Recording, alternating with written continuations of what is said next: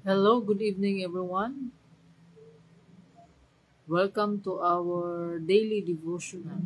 So, today is Wednesday, February 5, 2025, ug karon ika-day 6 ato ang daily devotional. So, ang atong topic karon is about always tell the truth.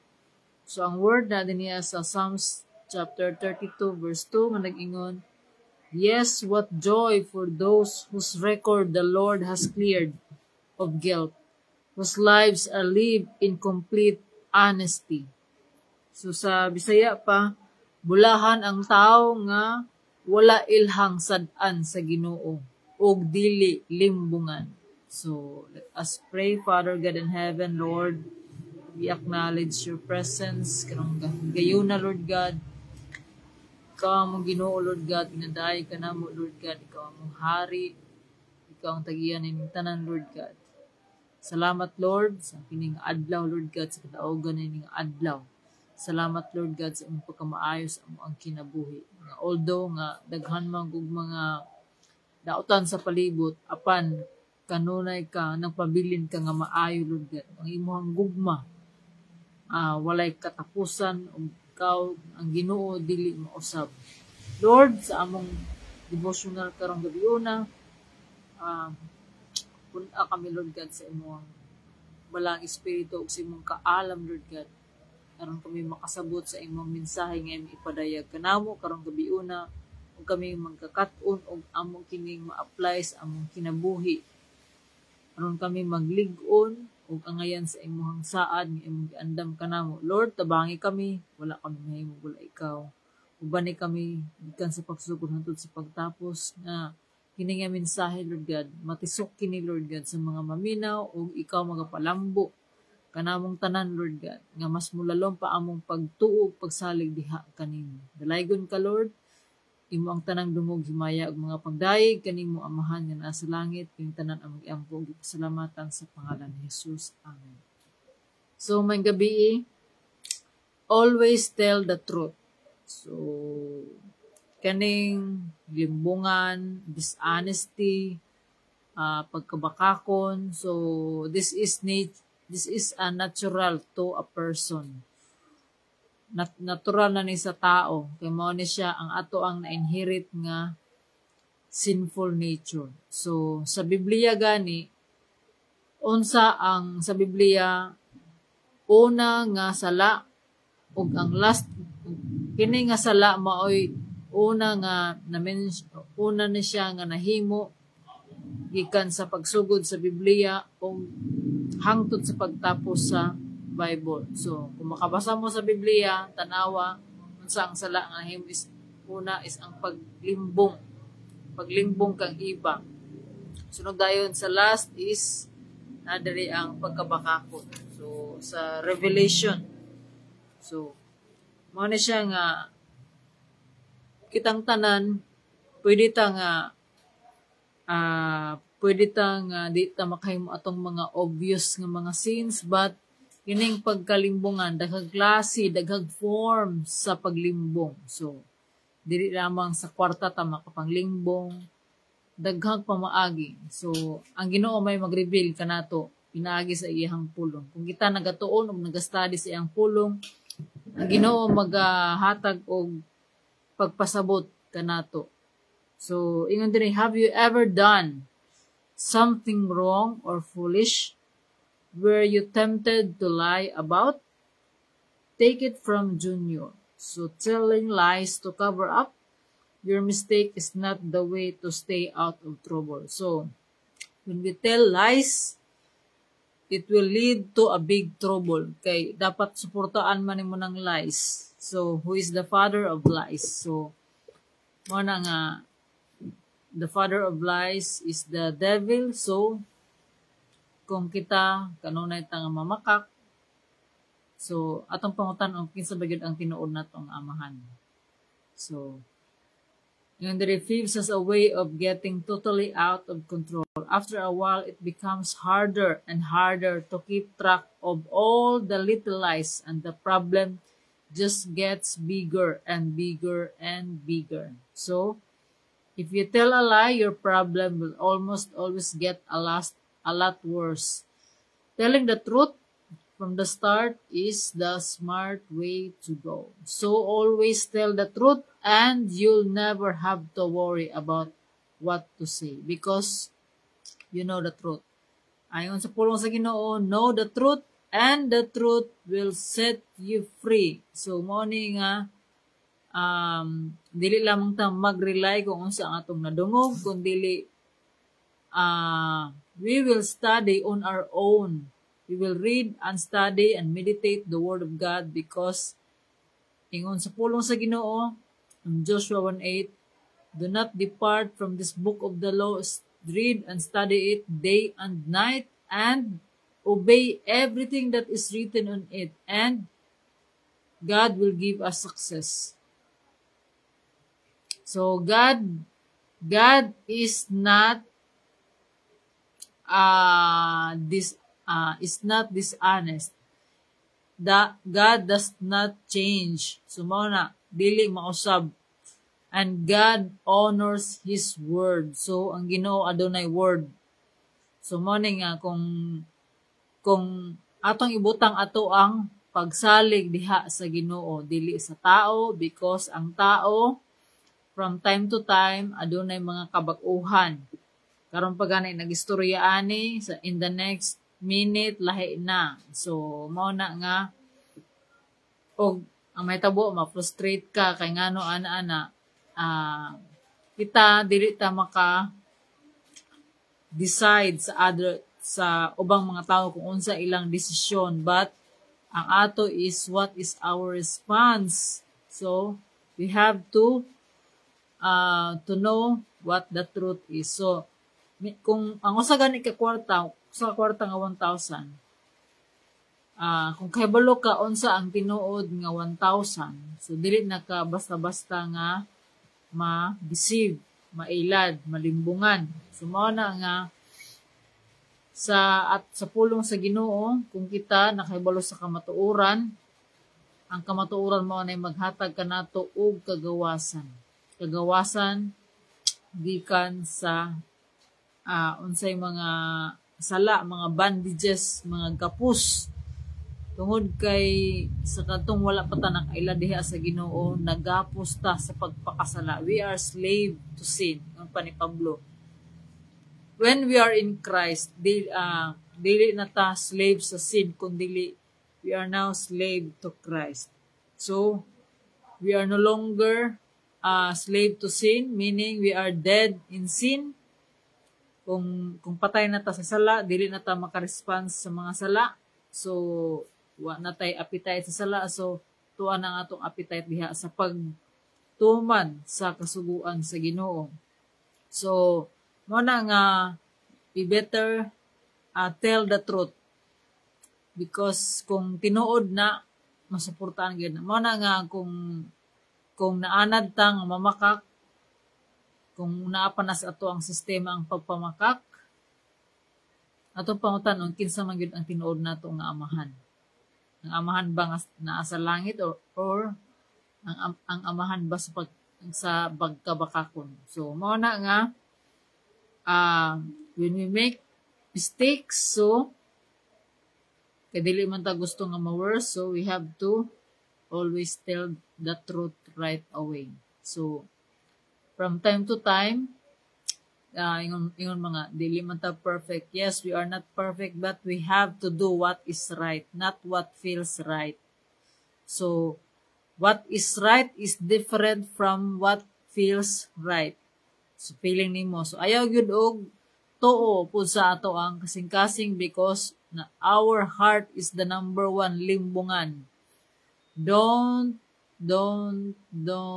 trust your heart. Mga ganin agibutang atong ulo, atong utok diri sa babaw sa atong heart because we have to think. We have to think what is right. Ang gikan diri sa ato ang hunahuna, ingon sa Romans chapter 12, nga kung gusto ta makahibalo sa kabubuton sa Ginoo, atong ipatransform ang ato ang hunahuna. Transform our minds ipabag-o nato ato ang hunahuna. So ganito. Aron makahibalo ta sa kabubuton sa Ginoo. So kung atong basahon diri sa Romans chapter 12 verse 2, ayaw ka mo pagpahiuyon. So do not conform with the ways of this world, to the standard of this world. So ayaw ka mo pagpahiuyon sa pamatasan ni ining panahona. So unsa naman karong mga panahona, daghanag mga limbong, wa na kita kahibalo kung unsang tinuod. Mao na nga ipabag-o hinuon sa Dios ang inyong kaugalingon pinaagi sa pagbag-o sa inyong panghunahuna. Aron masayran ninyo ang kabubuton sa Dios. So diri magsugod sa hunahuna. So what we feed in our mind goes to our heart. It touches our heart and it goes out to our mouth. So aron masayran ninyo ang kabubuton sa Dios, unsay maayo, hingpit og makapahimuot kaniya. So diri ni magsugod sa atong hunahuna. So atong iampo kanunay nga to desire to change our mind. To change our mind. Kay diri magsugod na sa hunahuna ang battle between good and evil. So mo ni nga wala pa ganita kay balo sa ato ang istorya or sa atong hunahunaon, kay balo na ang Ginoo. God will judge everything that we do, including the secret things. Ingon sa Ecclesiastes 12,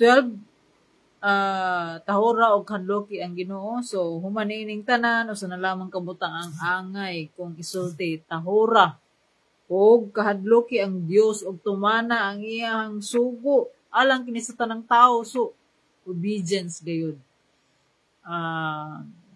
Respect God, obey God. So mao na nga, if we love God, our purpose is to love God with all our heart, soul, mind, and strength, and to love our neighbor as we love ourselves. So, sa ato ang pagkinabuhi diri sa kalibutan, ang ato ang kuptan ang mga saad sa Ginoo. Og we have to do our part. So, daily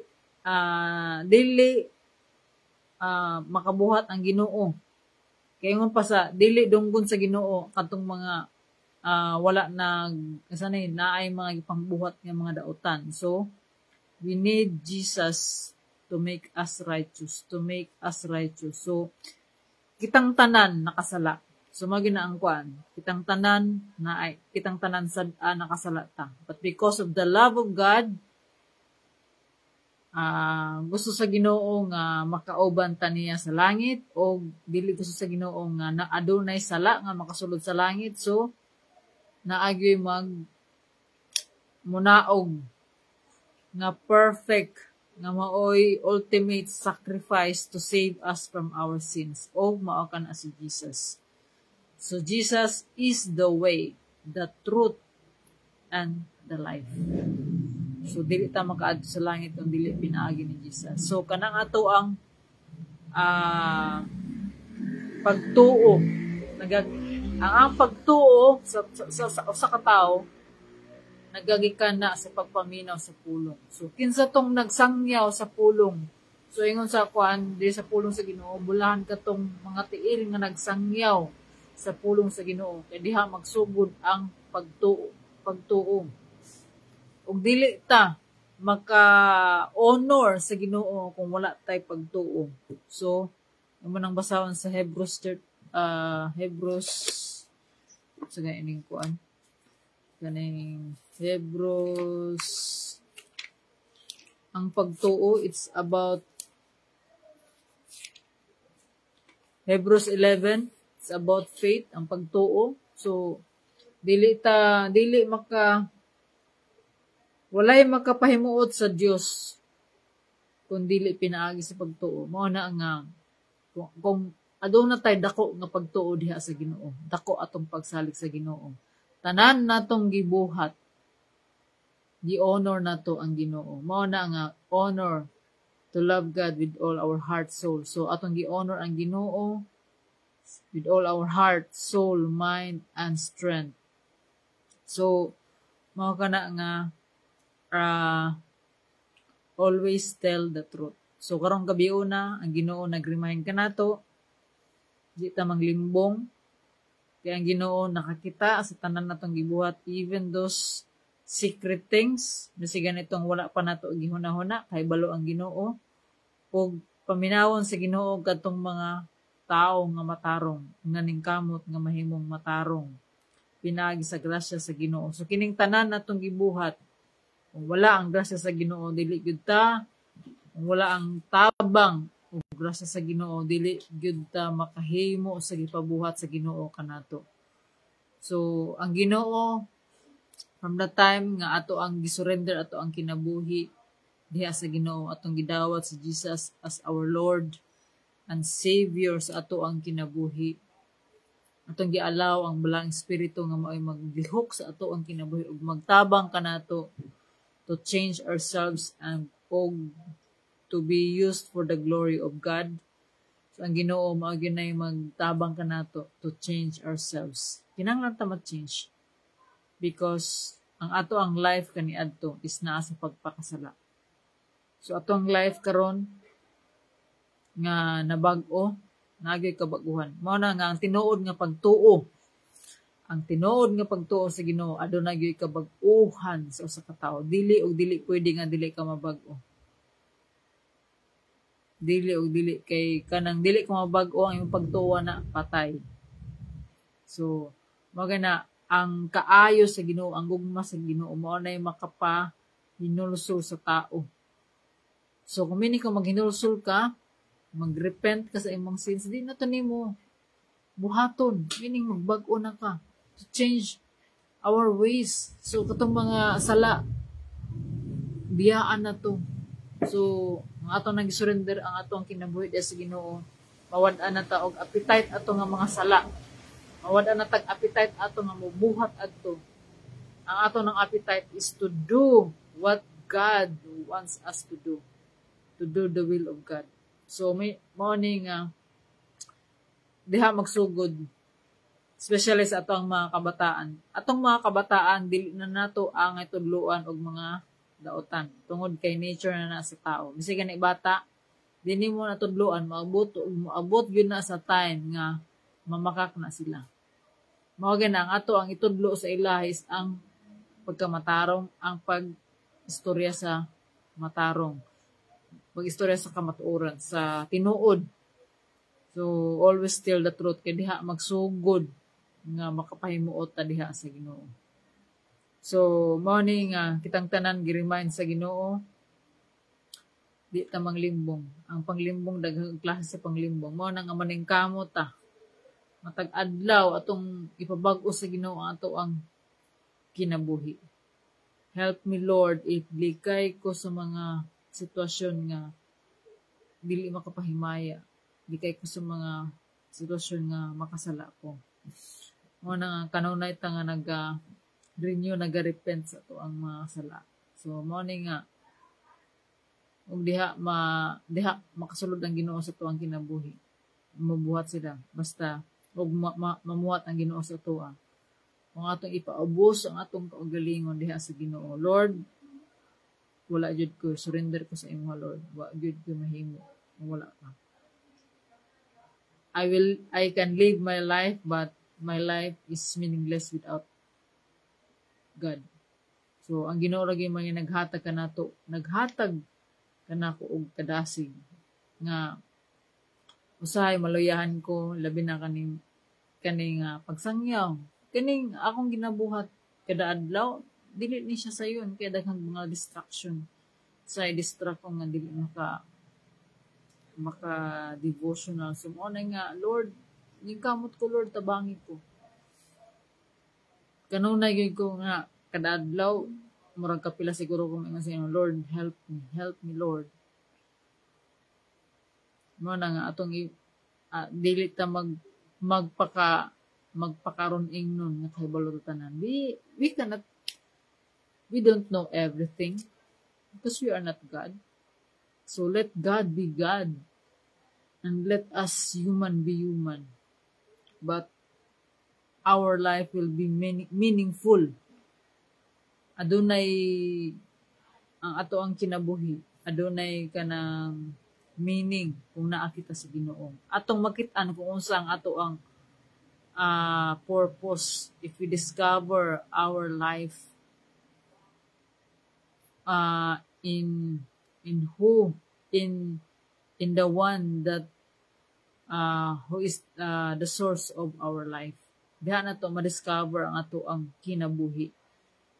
Ma-discover na to ang ato ang kaugalingon pinagi sa pag-discover na to kinsa ang source sa ato ang kinabuhi. Mao na nga diha magsugod ang tanan. Ang Ginoo karong gabiuna nag-remind ka nato, always tell the truth and nothing but the truth. So kung wala ganito may istorya nga mga tinuod be silent na lamang. Just keep quiet.